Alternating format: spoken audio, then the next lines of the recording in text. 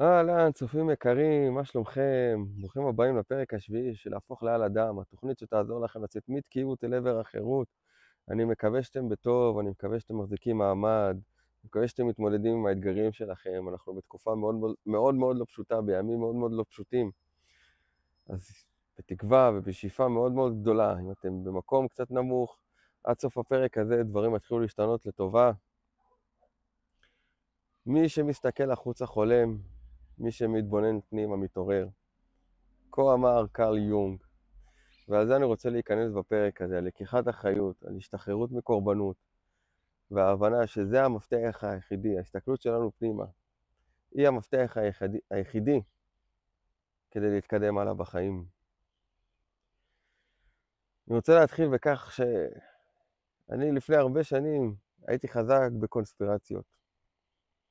האמנתי כמעט בכל דבר אפשרי, בין אם זה אנשי לטאה או בין אם זה מרססים אותנו, מה לא. אין תיאוריית קונספירציה שאתם יכולים לחשוב עליה שלא האמנתי בה חזק. ושנים שנים האמנתי שיש כוחות בעולם הזה שגורמים לי לא להצליח, שמונעים ממני להצליח, ואין לי טעם באמת לנסות, כי אני האדם הקטן מול כל כך הרבה כוחות מאוד מאוד גדולים. הבעיה בדבר הזה, ככל שעברו השנים ושהשתחררתי מהתפיסה הזאת, שהיא הפכה להיות מעין תירוץ. עכשיו, אני לא בא להיכנס אם זה כן נכון או לא נכון. זה באמת לא האישו פה, ואני לא מחפש את הוויכוח הזה, וזה גם לא מעניין אותי. אני רק רוצה להיכנס לנקודה שככל שאנחנו נותנים לכוחות חיצוניים בחוץ לנהל אותנו, או להכתיב לנו את היכולת שלנו לעשות משהו עם עצמנו בחיים, אנחנו תמיד נשאב למקום הזה של קורבנות, ותאמינו לי שאם פותחים את הסיר, את המכסה מעל הסיר של הקורבנות, דברים נוראים נשפכים החוצה. ואז אנחנו מפסיקים לנסות, כי יש לנו תירוץ לכל דבר. יש לנו תירוץ למה אנחנו עומדים במקום. והשנאה מתחילה להיות גדולה, ומתחילה להיות טינה. מתחילה להיות טינה לכל מיני אנשים מוצלחים, כל מיני אנשים שאולי עשירים בכסף, או שיש להם משרדים מפוארים, קריירה מצליחה. ואנחנו איזה סוג של עומדים במקום, לא אוהבים את עצמנו. ואז יותר קל לנו לשנוא אותם, כי אנחנו לא יכולים לשנוא את עצמנו, אנחנו לא יכולים להודות שאנחנו שונאים את עצמנו. אנחנו מתחילים לכעוס החוצה, מתחילים לשנוא אנשים אחרים. אתן לכם דוגמה מאתמול, דוגמה טריה. אתמול הייתה אזעקה, ובדיוק ישבתי לאכול צהריים באיזה מקום, ונכנסנו למרחב המוגן.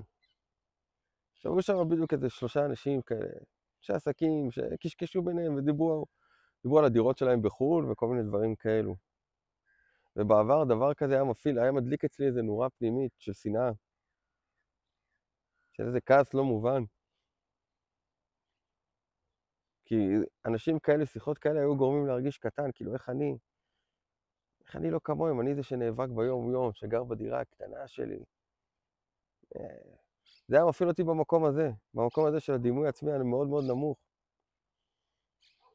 אבל הפעם הרגשתי שונה, כי בדיוק ישבתי צהריים ועבדתי על כמה דברים, עבדתי על תוכן חדש, עבדתי על דברים מהקליניקה, ונפל לי האסימון שכאילו אני חי במסלול שלי, אני חי את החיים שלי. אני לא יכול להגיד שזה לא הפעיל אותי לגמרי, ובגלל זה אני אומר שאני תמיד עובד על עצמי כל יום מחדש. יש עוד המון דברים שאני פותר עם עצמי, אבל זה פחות הפעיל אותי, וזה היה מדהים בעיניי. כי פתאום הרגשתי שווה בין שווים. אבל בעבר אנשים כאלו, הייתי בטוח שאיזה אנשים רעים ששולטים בעולם, ובגלל אנשים כמוהם אני לא מצליח. כי כשאנחנו סובלים מדימוי עצמי נמוך, הקולות האלה בראש של אני לא מסוגל, זה גדול עליי, זה לא באמת אני לא יכול. אלה קולות שלאט לאט יוצרים אצלנו טינה, אבל טינה פנימית, וטינה היא הרעל של הנשמה. אבל בגלל שאנחנו לא יכולים לשאת את הקונפליקטים הפנימיים האלה, אנחנו חייבים להוציא אותם החוצה איכשהו. ואז מתחיל הכעס הפנימי הזה, ואז מתחילה כל האמונה בכל מיני קונספירציות, בכל מיני כוחות ששולטים בגורל שלנו. שלמעשה זה אנחנו ששולטים בגורל של עצמנו. שלמעשה האחריות היא תמיד תהיה בידיים שלנו. לכן קודם כל כדי לשבור את המעגל הזה, של תחושת הקורבנות, אנחנו חייבים להפסיק להסתכל בתפיסה הזאת של למה זה קורה לי. ולהתחיל לשאול איך אני יכול לצמוח מזה. זה כל הסיפור, על הפשוט. אבל בגלל שזה יותר מורכב לאנשים עם דימוי עצמי נמוך, בגלל שהם נושאים עליהם קולות שהפכו להיות תיקים, הפכו להיות אבנים על הגב שלהם. קולות יכול להיות שבאו מההורים, שבאו מהילדות, שמישהו זרק משהו, וזה נתפס אצלנו כילדים. זה יכול להיות גם משהו שקרה לנו בחיים הבוגרים, חוויה של דחייה. אנחנו מתחילים לקחת את האירועים האלה, והאירועים האלה הופכים לקולות. והקולות האלה הופכים לאט לאט להיות הקולות שלנו. אנחנו מתחילים להאמין שאלה הקולות שלנו. ואז אנחנו הופכים להיות הקולות של אחרים. ואז אנחנו מתחילים לחיות חיים של אחרים. וזו הבעיה הכי גדולה של קורבנות. שאנחנו מתחילים לחיות חיים של אחרים. לכן המפתח האמיתי, ואני אקח פה משהו מספר התאו, זה להתחיל לחיות כמו מים, שהתודעה שלנו תהיה כמו מים. מים שזורמים בנהר, ופוגשים סלע, הם לא עוצרים לרגע ואומרים רק היי, אדון סלע, למה אתה פה, למה אתה מפריע לי לעבור, למה אתה מפריע לי לזרימה הטבעית? לא, הם מוצאים דרך לעקוף אותו. מלמעלה, מלמטה, משמאל, מימין, הם ימצאו את הדרך, וימשיכו את הזרימה הטבעית. וככה אנחנו צריכים לראות את החיים ואת ההתמודדות שלנו. לא לשאול למה דברים קורים, אלא איך אני יכול לצמוח מהם, איך אני יכול לעקוף אותם, איך אני יכול לגדול מהם. ולכן זה הולך יד ביד, דימוי עצמי נמוך ותחושת קורבנות.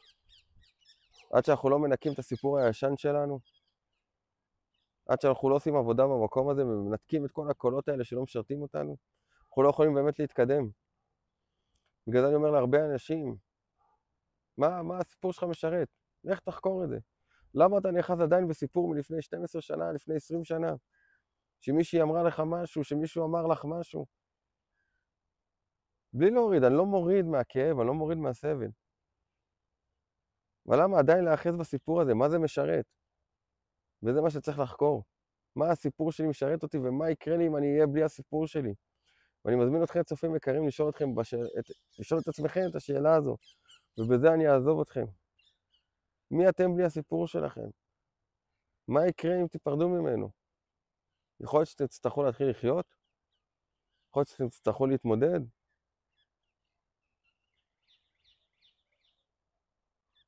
כשתדעו את התשובות, אתם תדעו לצאת לדרך חדשה. ותתחילו להסתכל פנימה ותפסיקו לצאת החוצה. תפסיקו להסתכל בחוץ. תפסיקו להאשים אחרים. זה המפתח האמיתי לגדילה. אחריות פנימית. אז עד הפעם הבאה, צופים יקרים. אני אוהב אתכם המון.